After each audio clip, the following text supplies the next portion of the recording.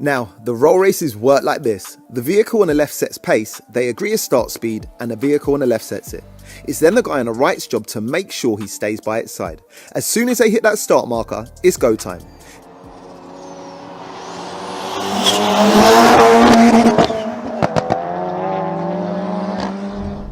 Alright lads, when you're ready, let's go.